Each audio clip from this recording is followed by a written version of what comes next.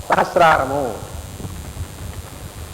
అది మనస్సు ఇవన్నీ దాటిపోయిన తర్వాత పైనటువంటి మహా చైతన్యం సంబంధించినటువంటిది సహస్రారము. అందుకని అమ్మవారు అక్కడ ఉంటుందని చెప్పి లలితా సహస్రనామంలో చెప్పారు. సహస్రారాంబుజ రూఢా సుధా సారాభివర్షిణి అని అమ్మవారు అక్కడి నుంచి అమృతాన్ని వర్షిస్తుంది. హోమియోపతి ఆయుర్వేదం కొంతవరకును, మిగతాదంతా కూడా ఈ సబ్జెక్ట్ నేర్చుకుంటున్నారు వాళ్ళు. వాళ్ళ కొత్త శాస్త్రం కాదు, వాళ్ళ దాని సర్వగా ఉన్నారు చాలామంది. ఇప్పుడు వాళ్ళు ఇవన్నీ తంత్రశాస్త్రం ఇవన్నీ కూడా నేర్చుకున్నారు, ఉపనిషత్తుల్లోనూ వాటిలో ఉన్నటువంటిది. అందుకని ఇది వాళ్ళు ఉన్నటువంటిది మనకు. అందువలన ఇవి కొంతవరకు మనం తెలుసుకుంటే మనం ఏమిటో మనలో ఏముందో కాస్త తెలుస్తుంది. అది భాగవతంలో మనకి ఇవ్వబోతున్నటువంటిది. అందుకు మీకు ముందు చెప్పినటువంటిది. స్వస్తి.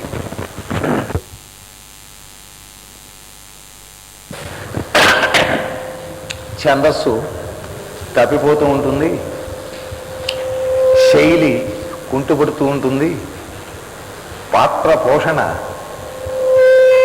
బాగా జరగదు. పాత్ర పోషణ అంటే చిలుంపాతలు తోమటం లాంటిది మామూలు కావ్యాల్లో వెనకైతే. అట్లాంటిది అని చెప్పి ఆయన బాధపడుతుంటే నారదుల వారు కూడాను చెప్పింది ఏమన్నారంటే, తప్పు ఒప్పుల సంగతి అవతల పెట్టేసేయ్యా, నీకేం పర్వాలేదు. స్వామివారి సంకీర్తనం చేస్తూ ఉన్నప్పుడు తప్పులు ఒప్పులు దొర్లితే అవన్నీ ఆయన లీలా వైభవంగానే భావించాలి నాయన, అంతకంటే వేరే ఏమీ లేదు. కనుక నువ్వేమీ సంశయపడవాకు అని చెప్పి నారదుల వారు వ్యాస మహర్షికి కొద్దిగా ఆయనకి ఉద్బోధ చేశారు, ఆయనకి ప్రచోదనం చేశారు. గాయత్రీ ప్రచోదనం లాంటిది అది కూడా. ఆ ప్రచోదనం చేయటం వల్లనే వ్యాస మహర్షి గంటం తీసుకొని కంఠాన్ని స్వామికి అర్పణం చేసి గంటంతో ఆ మహాభాగవత పురాణమును రచించారు స్వాములు. దాన్ని యథాతథంగా వ్యాస హృదయాన్ని కుంటుపడనీయకుండా చక్కగా తెలుగులోకి మనకు అందించారు పోతన్న గారు. అందుకనే మామూలుగా ఈ ప్రవచనం చేయవలసి వచ్చినప్పుడు ఇంట్రడక్షన్గా చెప్పవలసినటువంటి విషయాలు నాకు దొరికినటువంటివి మీకు మనవి చేస్తా. ఒకప్పుడు మా తాతయ్య గారు రామకోటయ్య గారు అంటూ ఉండేవారు, ఆ వ్యాస మహర్షి గడ్డం వేసుకొని ఉన్నాడు, ఆ గడ్డం వేసుకొని గడ్డం నిమురుకుంటూ గడ్డాన్ని గోక్కుంటూ ఆ గంగానది తీరం దగ్గర తపస్సు చేసి సరస్వతీదేవి ఆ సరస్వతీదేవి యొక్క బలం వల్ల ఆ కావ్యాన్ని రాశాడు. బాగానే ఉన్నది. మళ్ళీ కొన్ని వేల సంవత్సరాల తర్వాత మళ్ళీ ఆ వ్యాసుడే గడ్డ ఉందో లేదో చెప్పను కానీ ఏదో ఇంకొక అవతారం ఎత్తాడు. ఆయనే పోతన్న గారు గడ్డం లేకపోతే గడ్డం నిమురుకోనైనా సరే మళ్ళీ ఆ గంగానది తీరం దగ్గరికి వెళ్ళి అక్కడ తపస్సు చేసి మళ్ళీ ఆయన రామాంకితంగా కృష్ణునకు షష్ట్యంతములుగా పరమేశ్వర ధ్యానంగా తీర్చిదిద్దారు భాగవతాన్ని. సరే, అది అయిపోయింది. మళ్ళీ కొన్ని వేల సంవత్సరాలు గతించిన తర్వాత ఇంకొక ఆయన ఉన్నాడు. ఆయన సముద్ర తీరం దగ్గర కూర్చున్నాడు వైజాగ్లో. ఈయన కూడాను గడ్డం లేదు కానీ నున్నటి గడ్డాన్ని అలాగా చేత్తో నిమురుకుంటూ ఆ ఉత్తుంగ తరంగములతో భాసిస్తూ ఉన్నటువంటి ఆ సముద్రాన్ని చూస్తూ ఉప్పొంగిపోయి భాగవత సముద్రంలో ఈదులాడుతూ దానికి కావలసినటువంటి రహస్య ప్రకాశాన్ని మనకు అందించాడు ఆయన కృష్ణమాచార్యులు గారు. ఈ ముగ్గురు కూడాను వ్యాసము యొక్క అవతారమూర్తులే. ఈ ముగ్గురు కూడాను శ్రీమన్నారాయణుని యొక్క అవతారమూర్తులే అని చెప్పి ఆయన అంటూ ఉండేవాడు మా తాతయ్య. ఈయన సామాన్యుడు కదా, ఈయన గడ్డం నిమురుకొని సాధ్యమైనంత వరకు భాగవతాన్ని భాగవత ప్రభగా ప్రవచించారు రామకోటయ్య గారు. అలాగే రామాయణంలో ఉండేటువంటి మహత్తర విషయాల్ని కూడాను చక్కగా బయటికి తీసుకొచ్చారు రామకోటయ్య గారు కూడా. స్వామి మరి ఈ స్పందనం, ఈ ప్రచోదనం ఎక్కడి నుంచి కలిగింది అని అంటే ఆ స్వామి దగ్గర నుంచి, ఆ వైకుంఠపురం దగ్గర నుంచే వీళ్ళందరికీ ప్రచోదనం కలిగి దాంట్లో ఉండేటువంటి సృష్టి రహస్యములను, సృష్టి వైచిత్ర్యములను, అక్కడ ఉండేటువంటి భాగవతోత్తముల పరమ భాగవత చరిత్రను వీటన్నింటినీ తీర్చిదిద్దారు వీరందరూ కూడా. దాంట్లో కొంతవరకు స్వామివారు ప్రవచనాన్ని కొనసాగింపచేశారు. ఆ కొనసాగింపచేసినటువంటి ప్రవచనాన్నే మళ్ళీ కొద్దిగా ముందుకు సాగి సాధ్యమైనంత వరకు మహేష్ గారు రాసినటువంటి రహస్య ప్రకాశాన్ని మీ ముందు చదువుతూ ఉంటాను. ముందు అసలు ఆ భాగవతంలో ఉండేటువంటి ఆ ఘట్టాన్ని కొద్దిగా మీ ముందు చదువుతాను.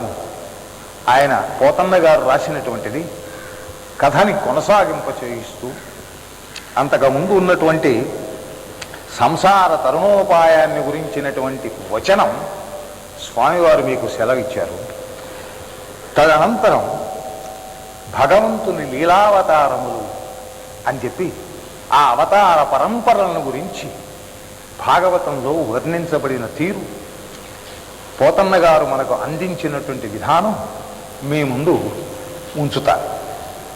అది సకలావతారంబులకు మొదలిగని అయిన శ్రీమన్నారాయణ దేవుని విరాజమానంబైన దివ్యరూపంబు. దానిం పరమయోగీంద్రుడు దర్శింతురు. ఆ పరమేశ్వరు నాభికమలంబుల వలన సృష్టికర్తలలోన శ్రేష్ఠుండైన బ్రహ్మ ఉదయించే.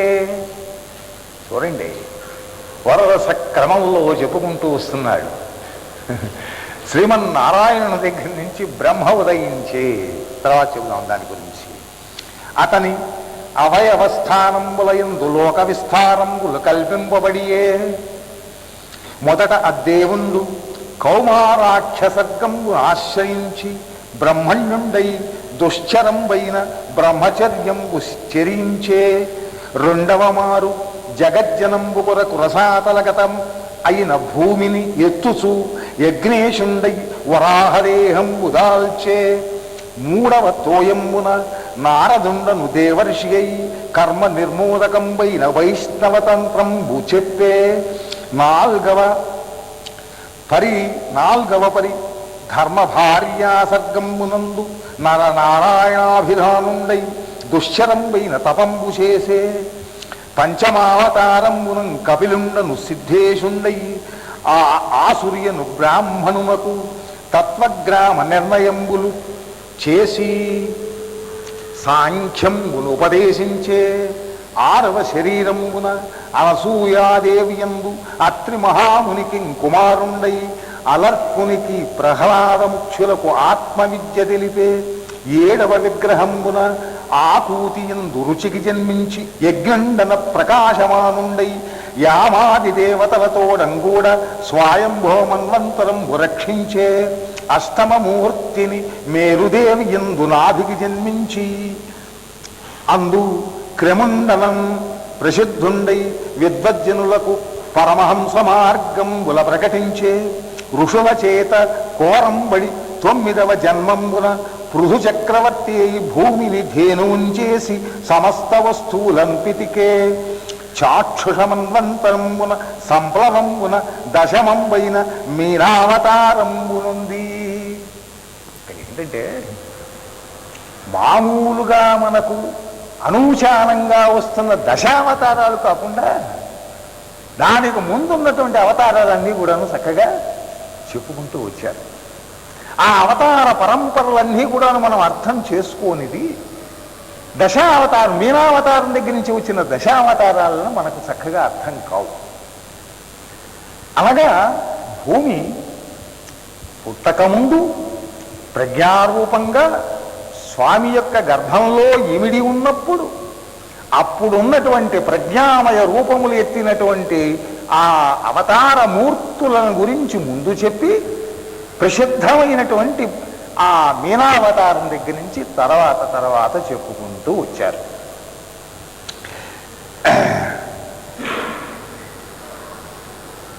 మీనావతారంబునుంది మహిరూపంబగు నావనెక్కించి వైవస్వత మనువును ఉద్ధరించే సముద్రమథన కాలంబునం పదునకొండవమారు కమఠాకృతిని మందరాచలంబు తన పృష్ఠకల్పంబున నేర్పర్యై నిలిపే ధన్వంతరియన పండవ తనువున సురాసుర మధ్యమాన క్షీరపాధోది మధ్య భాగంబున అమృత కలశహస్తుండై వెడలే 13వది అయిన మోహిని వేషంబున సురాసురల మోహితులం చేసి మరల అమృతహారులంగా వించే 14వది అయిన నరసింహ రూపంబునం కనక కశిపుని సంహరించే 15 అయిన కపట వామనావతారంబున బలిని పదత్రయంబు యాచించి 3 లోకంబులను ఆక్రమించే 16వది అయిన భార్గవరామాకృతిని కుపిత భావంబు దాల్చి బ్రాహ్మణ ద్రోహులైన రాజుల నిరువది యొక్క మారుధించి భూమి నిక్షత్రంబుగా వించే 17వది అయిన వ్యాసగాత్రమున అల్పమతులైన పురుషులంకరునించి వేదవృక్షంబునకు శాఖలు ఏర్పరిచే 18 అయిన రామాభిధానమున దేవకార్యార్థం రాజత్వంబునుంది సముద్ర విగ్రహాది పరాక్రమంబులాచరించే 20 తమంబులైన రామకృష్ణ రూపంబులచే యదువంశంబునందు సంభవించి విశ్వంభరాభారంబు నివారించే 21 తమంబైన బుద్ధనామధేయం ధ్యేయంబునందు కలియు కార్య అవసరమున రాక్షస సమ్మోహనంబు కొరకు మధ్యగయా ప్రదేశమున జనసుతుండై తేజరిల్లు యుగసంధియందు వసుంధరాధీసులు చోరప్రాయులై సంచరింప విష్ణుయశుండను విప్రునికి కల్కియను పేర ఉద్భవింపంగలడని ఇట్లనియే. అది ఈ అవతార పరంపరలన్నింటినీ కూడా ఈ విధంగా ఆ పోతన్న గారు వచనంలో చెప్పారు. దానికి మాస్టర్ గారు ఇచ్చినటువంటి రహస్య ప్రకాశం అది చదువుతూ సాధ్యమైనంతవరకు మీకు బాగానే అర్థం ఉంటుంది కనుక ఎక్కడైనా అర్థం కానిది, నాకు అర్థం కానిది, మీకు అర్థం కానిది, నాకు తోచుపడి కానటువంటిది ఆయన అడిగి తెలుసుకొని ఏదైనా ఉంటే చెప్తా. ఆయన ఏదైనా చెప్తే అది కొద్దిగా శ్రద్ధగా వినండి. భగవంతుని మొదటి అవతారం ఈ సృష్టిని సమస్తమును తన యందు ధరించిన విశ్వరూపము. అది మొట్టమొదటి రూపం. విశ్వరూపం మొట్టమొదటి. అది ఏ పురుష సూక్తమున పురుషుండుగా వర్ణింపబడినది. పురుష సూక్తంలో మనకు వర్ణించబడినటువంటి పురుషుడు ఎవరయ్యా అంటే విశ్వావతారం అని. ఆ విశ్వము యొక్క అవతారము లేకపోయేటట్టయితే మిగిలిన అవతారాలు రావు. విశ్వము అంటే విష్ అనేటువంటి సంస్కృత ధాతువు నుంచి ఏర్పడినటువంటిది. అది విష్ అంటే వ్యాపించుట, ఎక్స్పాన్షన్ అనేటువంటిది. అసలు సృష్టిలో ఎక్స్పాన్షన్ లేనిదే అవతారం లేనే లేదు. అందుట్లో ఇవి లీలావతారాలే. లీలావతారము అంటే అర్థం ఏంటి? మళ్ళీ లీలార్థమై క్రీడార్థమై పిల్లలు ఆడుకుండే రీతిగా అనేక వేషధారణలు చేసి మనకు కనపడ్డాడు స్వామి. అది లీలావతారం అంటే. దాని పరమ ప్రయోజనం కొంత ఉంటుంది. ఒక్కొక్క అవతారమునకు ఒక్కొక్క ప్రయోజనం సిద్ధింపజేయించారు. ఒక్కొక్క అవతారమునందు ఒక్కొక్క ప్రయోజనాన్ని సాధించి సాధువులను రక్షించి దాని తర్వాత దుష్టులను శిక్షించి పైకి తీసుకొచ్చారు స్వామి. అటువంటిది లీల. ఆయనకి లీల అనగానే అది ఒక చిన్న క్రీడ. అది మనకు తెలియకుండా ఆయనకు కూడాను ఇంటెన్షనల్గా చేయకుండా గమత్తుగా అట్లా అట్లా అట్లా అవతారాలు ఎత్తి పారేసేసి దానికి కావలసినటువంటి సంభారములను కూర్చుకొని దానికి కావలసినటువంటి శక్తి సామర్థ్యములను కూడా కూర్చుకొని అన్నింటినీ ప్రదర్శించి మళ్ళీ అవతారాన్ని చాలించారు. అటువంటివి లీలావతారాలు. ఆ లీలావతారములో ప్రథమావతారమే విశ్వరూపం అని అన్నారు. విశ్వము, విశ్వపురుషుడు, విశ్వరూపం కాకుండా విశ్వపురుషుడు. ఈ విశ్వపురుషుని యొక్క లక్షణం పురుష సూక్తంలో అనేక విధాలుగా చక్కగా మనకు చక్కగా కీర్తించబడినటువంటిది. అనగా ఈ విశ్వపురుషుని నుండి మనకు కావలసిన భౌతిక ద్రవ్యములు లభించినాయి, మానసిక శక్తులు వచ్చినాయి, దాని తర్వాత దేవతా గణములు ఉద్భవించినాయి, సిద్ధులు ఉద్భవించారు, కిన్నరులు ఉద్భవించారు, ఇంకా అనేకులైనటువంటి దేవతా పరంపరలన్నీ కూడాను ఈ నుంచి ఉద్భవించుకుంటూ వచ్చినాయి. తరువాత నరరూపములు అనేటువంటివి తర్వాత ఏర్పడ్డాయి. ఈ నరరూపములు ఎత్తటానికి ముందే అనేకమైన జంతుజాలముల యొక్క సృష్టి క్రమాన్నంతా కూడాను ఈ అవతారాల్లో వర్ణించబడ్డాయి. ముందు ఈ విశ్వరూపము మొట్టమొదటిది. ఇందు నిర్మాణమునకు కొనిరాబడిన వస్తువులు ఏమేంటి? ఈ విశ్వరూపానికి కావలసినటువంటి వస్తు సంభారాలు ఏమేంటి? ఒకటి మహత్తు, రెండవది అహంకారము, మూడవది తన్మాత్రలు, 16 కళలు, మొత్తము 16 కళలు. ఈ షోడశ కళా ప్రపూర్ణత్వం అనేటువంటిది ఈ విశ్వపురుషుని యొక్క లక్షణం. అయితే మహత్తు అనగా చోటుగా వ్యక్తమైన విశ్వరూపుని దేహము. మహత్తు అంటే అదిట. ఈ చోటులాగా కనపడుతూ ఉన్నటువంటిది ఆకాశంలో చోటు అంటాం, స్పేస్ అని పిలుస్తాం. ఈ స్పేస్సునకు మొట్టమొదటిగా ఆయన దేహం అవుతోంది. ఈ స్పేసే అనగా ఈ చోటే ఆ విశ్వరూపమునకు దేహములాగా ఉన్నది. ఆ దేహమునందే అనేకమైన సూర్యుళ్ళు ఉద్భవిస్తూ ఉన్నారని చెప్పి మనకు జ్యోతిష్ శాస్త్రం చెబుతూ ఉన్నది. అహంకారం అనగా ఒక తావున ప్రత్యేకముగా మేల్కొనే తెలివి, అది అహంకారం అంటే. అహంకృతి ఒక తావున ప్రత్యేకంగా తెలివి మేల్కొంటుంది. అది ఏంటంటే తనకు భిన్నంగా అవతల వస్తువు కనపడుతున్నది. ఫలానా వాడు ఇక్కడ కృష్ణరావు నాకు ఎదురుగా ఉండి కృష్ణరావుగా కనపడుతున్నాడు. అట్లాగే సనక సందరాలకు అక్కడ వైకుంఠ ద్వారం దగ్గర జయ విజయులు కనబడితే వాళ్ళని ఎట్లా చూశారు అంటే వాళ్ళని అక్కడ ఉన్నటువంటి శ్రీమన్నారాయణుని యొక్క సేవకులుగా చూడకుండా, వారి పరివారంగా చూడకుండా అక్కడ ఉన్నటువంటి ద్వారపాలకులుగా, ఊరికిన సర్వెంట్స్గా చూశారు వాళ్ళు. అదొక్క చిన్న అహంకారమూర్తి. అక్కడ చిన్న తెలివి అక్కడ మేల్కొన్నది. అందుకే తెలివి అంటే ఒక చిన్న వెలుగు రవ్వ. మనము ఆర్జించిన తెలుగులన్నీ ఉన్నాయి ఇక్కడ ప్రపంచంలో, అవన్నీ తెల్లవారుతూనే ఉన్నాయి. నీ తెలివి తెల్లవారా అని అంటల్లా, అవన్నీ కూడాను ఆర్జించినటువంటివి. మనము సంపాదించిన డబ్బు ఎట్లాంటిదో, మనము ఆర్జించినటువంటి విజ్ఞాన శాస్త్రం కానీ, చదువులు కానీ, లేకపోతే లౌకిక తత్వము కానీ, ఇంకా ఇతర వ్యక్తులతో గల సంబంధాలు కానీ, ఈ మొత్తము తెలుగులన్నీ కలిసి ఒక చిన్న తెలివి, అది అహంకారమూర్తిగా మన నుంచి ప్రదర్శితం అవుతూ ఉంటుంది. ఆ అవుతూ ఉన్నప్పుడు మనం వాళ్ళని విడివిడిగా చూస్తూ ఉంటాం.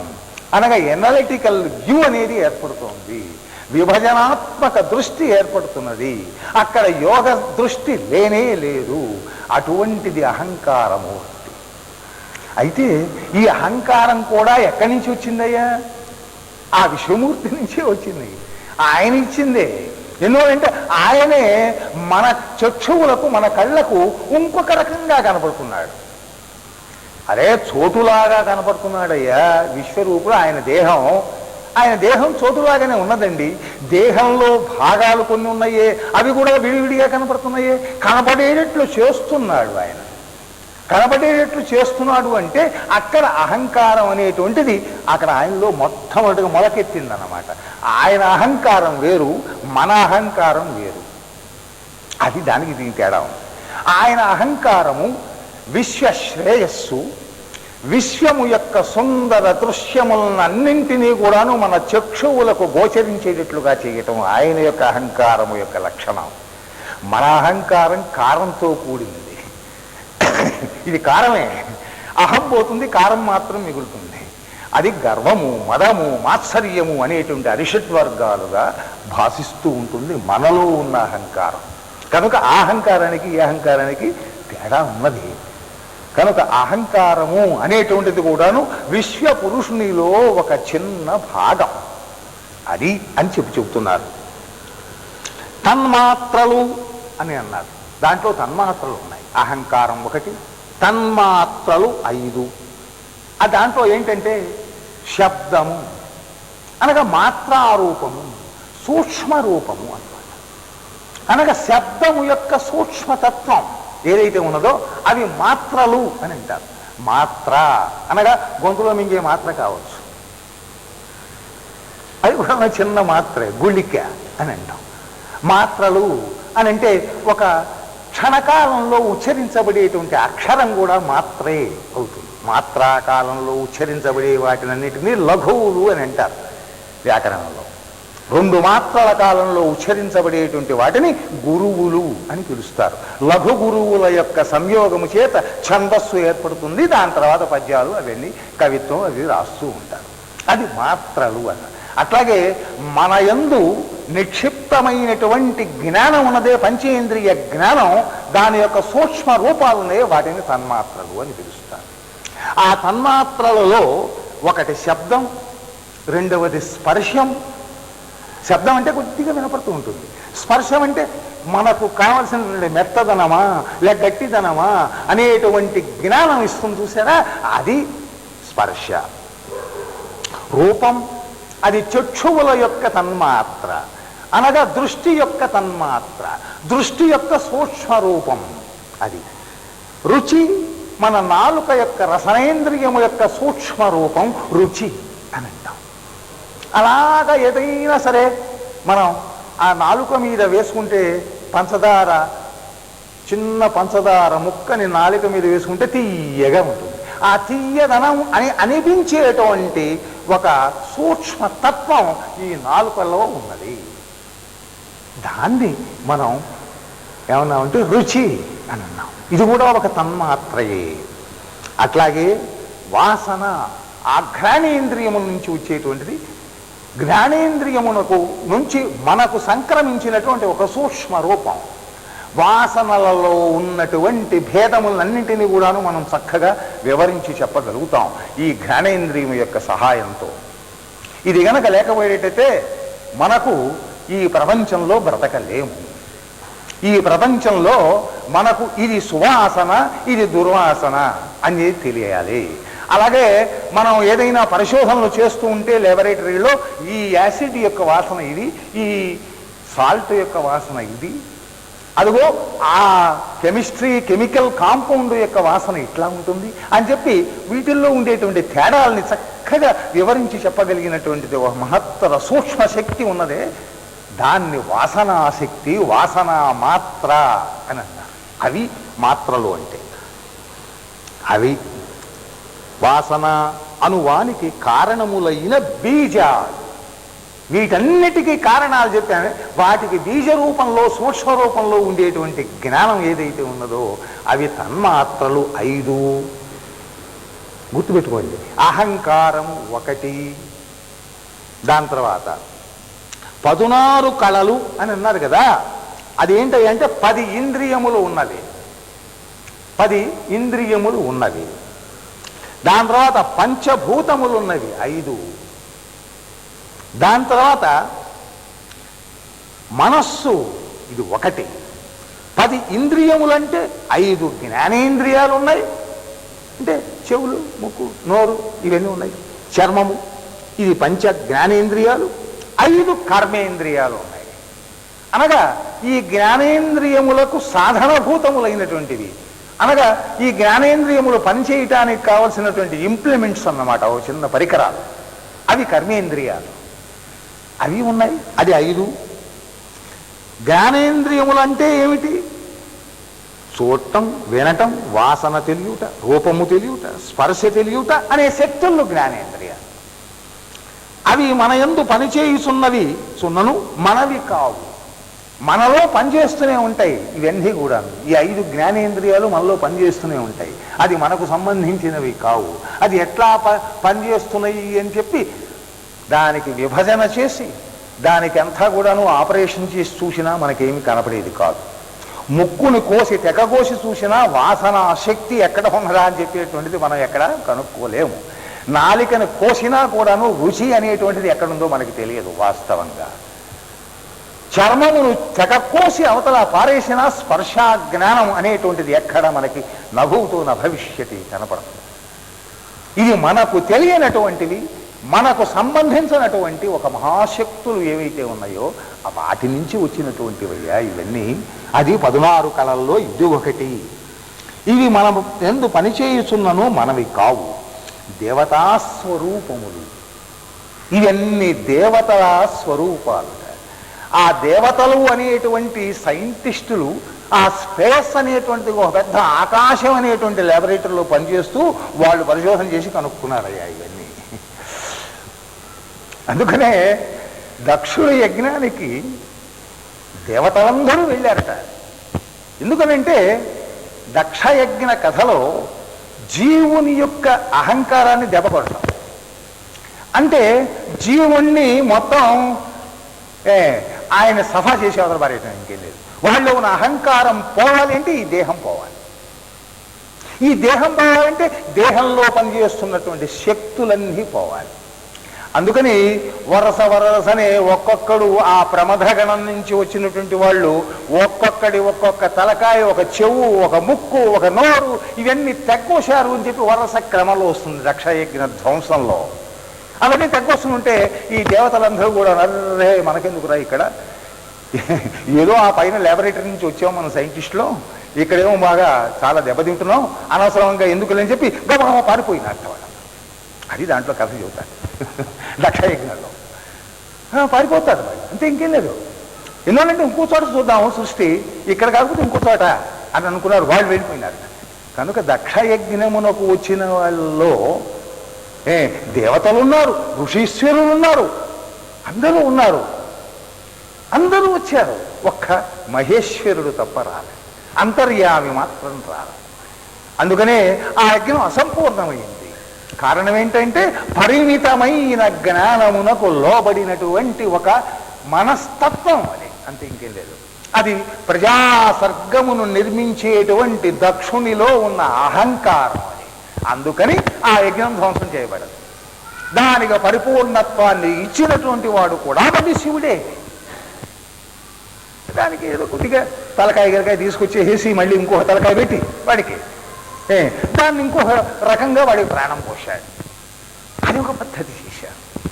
కనుక ఈ పంచేంద్రియ జ్ఞాన రూపాలు, బీజ రూపాలు ఉన్నాయే, అవి ఎక్కడి నుంచి వచ్చినాయి అంటే పైనుంచే వచ్చినాయి, ఆయన నుంచే మనకి లభించినాయి. కనుక దీనికి మనము ఏ టెస్ట్ చేసినా కనపడం, దాని ఎఫెక్ట్ తెలుస్తుంది కానీ దాని రూపం మాత్రం తెలియదు. దీని ఎఫెక్ట్ తెలుస్తుంది, ఎవరికేం తెలియదు. చేదు మందు వేస్తే చేదుగా ఉందని అంటాం, తీయనేటువంటి వాసన ఇది వేస్తే నాలుక మీద తీయగా ఉందని అంటాం, లేకపోతే పరుపు వేస్తే మెత్తగా ఉందని అంటాం, రాయి మీద పడుకుంటే అయ్యో గట్టిగా ఉందే అని అంటాం. ఆ స్పర్శ జ్ఞానం ఇదంతా అందరికీ తెలుస్తూనే ఉంటాయి. దీని ఎఫెక్ట్ తెలుస్తుంది, దీనికి కారణం, దీనికి బీజం అది ఎక్కడుందయా ఏమిటి అని చెప్పి చూస్తే మనకి ఎక్కడ కనపడం. అవి మహాశక్తులు, అవి దేవతాశక్తులు అని చెప్పి మాత్రం మనం గుర్తుంచుకోవాలి. జ్ఞానేంద్రియములనగా చూచుట, వినుట, వాసన తెలియుట, రూపము తెలియుట, స్పర్శ తెలియుట అను శక్తులు. ఇవి మన యందు పనిచేయుచున్నను మనవి కావు, దేవతాస్వరూపములు. కర్మేంద్రియములనగా మాటాడుట, చేతులతో పనిచేయుట, కాళ్లతో గమనము చేయుట, మలము విడుచుట, మూత్రము విడుచుట అనే శక్తులు. పంచభూతములనగా ఆకాశము, వాయువు, అగ్ని, ద్రవము, ఘనపదార్థము అను స్థితులకు అధిపతులు వాళ్ళు. పంచేంద్రియాలు, పంచభూతాలంటే మహత్తు వేరు, ఆకాశము వేరు. మహత్తు అనగా చోటు, ఆకాశము అనగా దాని యందలి ప్రకాశము లేక అస్తిత్వ ప్రజ్ఞ. ఇక్కడ జాగ్రత్తగా మనం మననం చేసుకోవాల్సి ఉన్నది. మహత్తు అంటే చోటు అని అన్నారు. ఆకాశం అంటే దాంట్లో ఉండేటువంటి ఒక బ్రిలియన్స్ అనగా ప్రకాశత్వం, అది వేరు. అది దాన్ని ఆకాశం అని అన్నారు. చోటు ఉన్నది, చోటును వెలిగించటానికి కావలసిన శక్తి ఒక చోట ఉన్నది, దాన్ని ఆకాశం అని అన్నారు. ఆకాశ కషం అనగా వెలిగించేది అనమాట. ఆ వెలిగించే తత్వం ఏదైతే ఉన్నదో దాన్ని ఆకాశం అన్నారే కానీ ఈ మొత్తం కనపడేదంతా ఆకాశం అని కాదు. ఇదంతా చోటే, ఇది ఉట్టి స్పేస్. ఈ స్పేస్లో అనేకంగా ఉన్నాయి, అనేకమైన వస్తుజాలాలు ఉన్నాయి, అనేకానేకములైన విశ్వరూపములన్నీ దీనిలో దాక్కొని ఉన్నాయి ఈ చోట్లో. దాంతోపాటుగా ఆకాశం అనేటువంటిది ప్రకాశమానమయ్యేటువంటి ఒక జ్ఞానశక్తి కూడా దాంట్లో ఇమిడి ఉన్నది. అది ఆకాశానికి దీనికి తేడా ఉన్నది. ఇది ప్రసారము చెందున్నప్పుడు విద్యుత్తు ప్రాణము అను శక్తులుగా వ్యక్తమవుతూ ఉన్నది. ఈ ఆకాశం మనలోకి ఎట్లా వస్తుందయ్యా? విద్యుత్తులాగా వస్తుంది. ఆకాశం మనలోకి ప్రసారం అవుతూ ఉంటుంది. మనకు మామూలుగా మేఘం పట్టినప్పుడు అక్కడ పెద్ద తీగ మెరుపులు మెరిస్తే అది ఒక పెద్ద విద్యుత్తు, అది కొద్ది దూరంలో మనకు కనపడుతున్నటువంటిది. అంతకంటే మహత్తరమైన విద్యుత్తు ఇంకొక చోట ఉన్నది. ఆ చోటు నుంచి, ఆ సూర్యుడి నుంచి, ఆ సౌర ప్రజ్ఞ నుంచి వచ్చేటువంటిది మహత్తరమైన ఎలక్ట్రిసిటీ. వీటన్నింటినీ కూడాను ప్రాణం అనేటువంటి శక్తిగా రూపొందింప చేశారు వారు. ఆ ప్రాణము లేకపోతే ఆ విద్యుత్తు అనేటువంటిది ఆకాశం నుంచి ప్రసారం అవుతూ ఉంటుంది. ఇది లేకపోతే మనకు ప్రాణమే లేదు. ఈ ప్రాణం అనే మహాశక్తి ఆకాశం నుంచే ప్రసారం అవుతుంది. విద్యుత్తుతో పాటు ఆకాశం నుంచి కూడా ప్రసారం అయ్యేటువంటిది ప్రాణం కనుక ఈ ప్రాణము విద్యుత్తుల మహత్తర సంయోగం ఏదైతే ఉన్నదో ఇంతవరకు సైంటిస్టులు దాన్ని కనుక్కోలేకపోతున్నారు. ఇంతవరకు ఎవరు కనుక్కోలే. ఆకాశం అంటే ఏమిటరా? విద్యుత్ అంటే ఏమిటి, విద్యుత్తు అంటే ఏమిటి, విద్యుత్ శక్తి అంటే ఏమిటి అని చెప్పి మనం చూడాలనుకుంటే మనకేం తెలీదు. ఇప్పుడు ఈ బల్బు వెలుగుతున్నది, వెలుగుతుంటే వెలుగు ద్వారా ఇదిగో ఇది విద్యుత్తు కాబోదు అని అనుకుంటున్నాం. ఫ్యాన్ తిరుగుతుంటుంటే ఇది తిరుగుతోంది కనుక అక్కడ ఏదో విద్యుత్తు ఉండి ఉంటుంది అన్నాం. ఆ యంత్రం తిరుగుతోంది కనుక అక్కడ విద్యుత్తు ఉండి ఉంటుంది అని చెప్పి అనుకుంటున్నాం. దాని ఎఫెక్ట్స్ తెలుస్తున్నాయి, దాని ఫలితాలు తెలుస్తున్నాయి. అంతేగాని విద్యుత్తు అంటే ఏమిటో మనకి ఇంతవరకు తెలియదు. పోనీ చేద్దాములే, విద్యుత్ అంటే ఏమిటో తెలుసుకుందాములే అని చెప్పి మామూలుగా నీకు సాహసించి కొద్దిగా వేలు పెట్టావనుకో ఏమవుతావు? అయిపోతాం, షాక్ తింటాం. మనకేం తెలియదు. అది మహాప్రాణం అన్నమాట. అది మనలో ఉన్నది అల్ప ప్రాణం. ఆ అల్ప ప్రాణమే ఆ మహాప్రాణంలో కలిసిపోతుంది, అంతే, ఇంకేంది. అదే షాక్ తింటాం. అటువంటిది విద్యుత్తు. ఆ విద్యుత్తు అనేటువంటిది ఆకాశంలో ఉండబట్టే మనకు మన భూమికి కూడాను మామూలుగా ఉండేటువంటి ఆకర్షణ శక్తి ఇత్యాదులన్నీ కూడా లభించినాయి. లేకపోతే మనకి ఆకర్షణ శక్తి లేదు, మ్యాగ్నెట్ లేదు. మన భూమి మ్యాగ్నెట్ ఎట్లా అయిందండి అని అంటే నిజంగా మొదట్లోనే మ్యాగ్నెట్గా ఉన్నదా, మొదట్లోనే దీంట్లో అయస్కాంత శక్తి ఉన్నదా అని చెప్పి మనం పరిశోధన చేస్తే లేదు. ఇది ఉట్టి మట్టే. ఈ మట్టికి ఆకర్షణ శక్తి ఎట్లా వచ్చింది? జడప్రాయమైనటువంటి ఈ మట్టికి మ్యాగ్నెట్ లాంటి ఒక సూదంటురాయి లాంటి ఒక ఆకర్షణ శక్తి ఎట్లా లభించిందయ్యా అని అంటే అది మామూలుగా మనకు ఉన్నటువంటి ఉదాహరణల ప్రకారం మనం చెప్పుకోవచ్చు. ఒక రాగి తీగ చుట్ట ఉన్నది, ఒక పెద్ద మ్యాగ్నెట్లు పెడతారు. ఇక్కడ ఉన్నటువంటి డ్యామ్ దగ్గర చూస్తే మనకు తెలుస్తుంది. ఆ మ్యాగ్నెట్ల మధ్య ఈ రాగి తీగని విగర్హణ తిప్పుతారు డైనమోతో. అప్పుడు మనకేం లభిస్తున్నది అంటే ఎలక్ట్రిసిటీ లభిస్తున్నది. పోనీ అలా కాకుండా ఎలక్ట్రిసిటీ మధ్య రాగి తీగను గ్రహం తిప్పితే మ్యాగ్నెటిక్స్. ఆ రాగి తీగ, ధాతువులు, ఇనుము, ఇంకా ఇతరంగా ఉన్న కంచు, పాదరసం, ఇవన్నీ కూడాను ఉన్నటువంటి ధాతువులన్నీ పెద్ద పెద్ద అన్ని పదార్థాలు ఉన్నాయి భూగర్భంలో. అవన్నీ కలిసి ఉపయోగ మెటాలిక్ యూనిట్ అన్నమాట. ఈ మెటాలిక్ యూనిట్ ఆకాశంలో తిరుగుతూ ఉన్నది. ఆకాశంలో తిరుగుతుందంటే విద్యుత్ వలనంలో తిరుగుతుంది. కనుకనే మన భూమికి ఆకర్షణ శక్తి వచ్చింది. అదే మ్యాగ్నెట్ అవ్వటం అంటే. కనుక ఆకర్షణ అనేటువంటిది మన భూమికి రావడానికి కారణం మన భూమి గమనం వల్ల, మన భూమి గర్భంలో ఇమిడినటువంటి ధాతువుల వల్ల వచ్చింది అని చెప్పు. కనుక మహత్తర ప్రాణశక్తి ఎక్కడైతే ఉన్నదో దాన్ని, మహత్తరమైన విద్యుత్ శక్తి ఎక్కడైతే ఉన్నదో దాని మొదలుని మనం విశ్వరూపుని యొక్క చిచ్చక్తిగా భావించాలి. అది ఇక్కడ మనం చెప్పదలుచుకున్నది. విశ్వరూపుని యొక్క లక్షణాలని చెబుతున్నారు. ఈ అవతారము విశ్వరూపమనం అనబడు శ్రీహరి యొక్క ప్రథమావతారము. ఇది మొట్టమొదటి అవతారం. విశ్వరూపుడు అనేటువంటి రూపంలో మొట్టమొదటిగా మనకు కనపడ్డాడు. విశ్వరూపుడు అన్నప్పుడు మనకున్న ఆకారాలు ఆయనకి లేవు. అందుకనే సహస్రశీర్షా పురుష సహస్రాక్ష సహస్రవాత్ అని చెప్పి పురుష సూత్రంలో ఆయన్ని స్తుతిస్తున్నాం, ఆయన స్తోత్రం చేస్తున్నాం. సహస్రశీర్షా పురుష లెక్క పెడితే 1000 ఉన్నాయా? కాదు. అసంఖ్యాతం. అసంఖ్యాకాలే కాదు, సంఖ్యకు కూడా మనం చెత్త లేకుండా ఉంటాం. అసంఖ్యాకం ఉన్నప్పుడు కొద్దిగా సంఖ్య అనేది ఉంటుంది దాంట్లో. ఇన్యూమరబుల్ అన్నా కూడాను నెంబర్ కూడా ఉంటుంది దాంట్లో. అది కాదు, అంతటా పరివ్యాప్తమైనటువంటి శిరస్సులు కలిగిన మహానుభావుడు విశ్వరూపుడు. ఏమిటయ్యా ఆయన శిరస్సులు అంటే? కోటాను కోట్లుగా కనబడుతున్నటువంటి నభోమూర్తులు ఉన్నాయి చూసారా, అవన్నీ ఆయన శిరస్సులే. అనేక సూర్యుళ్ళు ఉన్నారు, అవన్నీ శిరస్సులే. అనేకమైన నక్షత్ర జాలములు ఉన్నాయి, అవన్నీ శిరస్సులే. అనేక గ్రహరూపములు ఉన్నాయి, అవన్నీ లెక్క వేసుకుంటే మనకు అసంఖ్యాకమైనటువంటి సహస్ర శీర్షుడైన మహాదివ్య పురుషుడు మనకి సాక్షాత్కరిస్తాడు. దాంట్లో సహస్రశీర్షా పురుష సహస్రాక్ష సహస్రపాత్, మళ్ళీ దాంట్లో మళ్ళీ 1000 సంఖ్య చెబుతున్నాడు.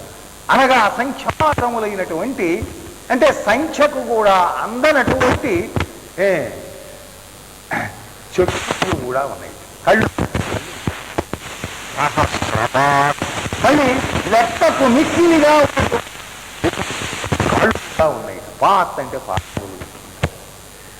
ఈ పాదముల నుంచే, ఈ పాదములు, ఈ కళ్ళు, ఈ తలలు కలిగినటువంటి మహావిశ్వపురుషుడు ఉద్భవించిన తరువాతనే మనకు మన గోళములు ఏర్పడటం, ఆ గోళముల ప్రకారం సూర్యుళ్ళు, సూర్యుళ్ళ నుంచి గ్రహాలు, ఆ గ్రహాల్లో భూమి, ఇవన్నీ ఏర్పడుతూ వస్తాయి.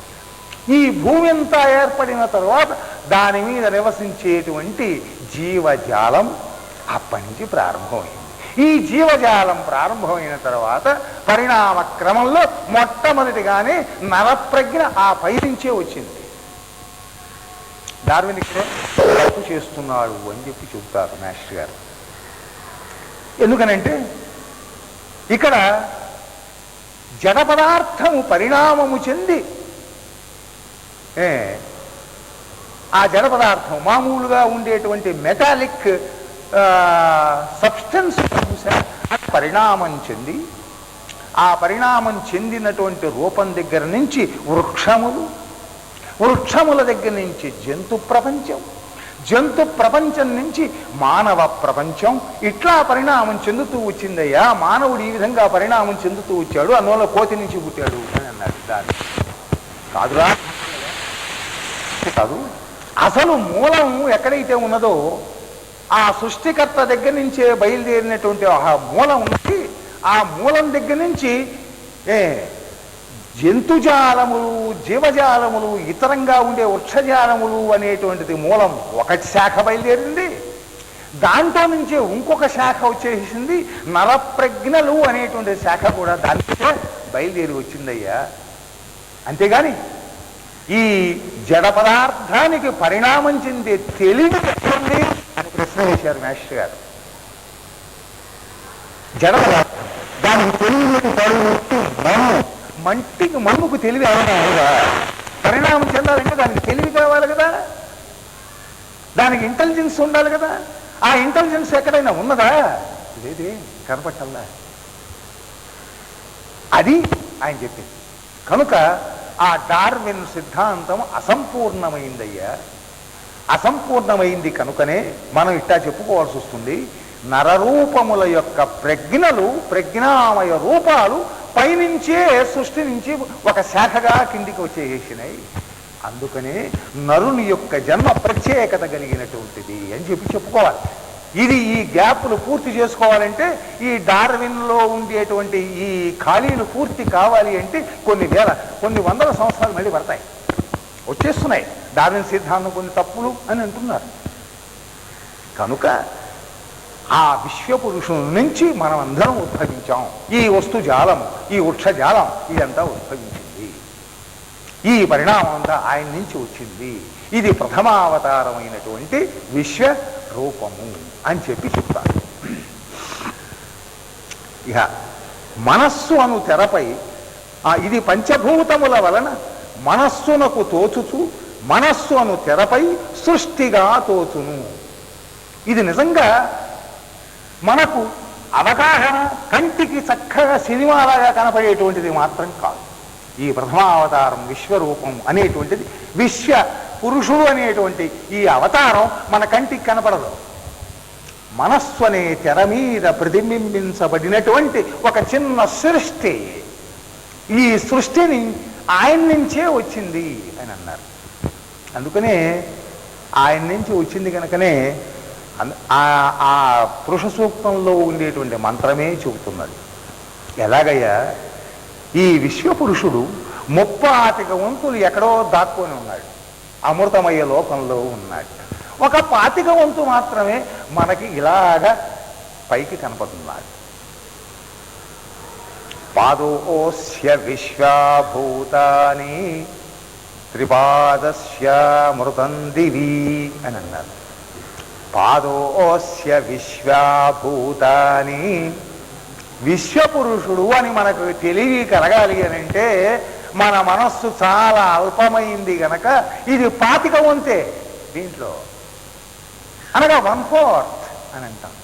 పాదం అంటే 1/4, క్వాడ్రంట్ అని అన్నారు మాస్టర్ గారు. దానికి వ్యాఖ్యానం చేస్తారు. క్వాడ్రంట్ అంటే 4వ వంతు అని అర్థం. పాదం అని అంటే 4వ వంతు అన్నమాట. ఆ 4వ వంతే మనకు విశ్వంగా కనబడుతుందయ్యా. ఈ కనబడుతున్న ఈ విశ్వాన్ని చూచే ఓహో ఈయన విశ్వపురుషుడు కాబోలు అని అనుకుంటున్నాం మనం. ఇదంతా దేని లేవగా కనపడుతున్నది అంటే మనస్సు అనే తెర మీద పడటం వల్ల. ఈ మనస్సు అనే తెర మీద ఎంతవరకు ఆ తెర మీద మనం పట్టగలుగుతాం?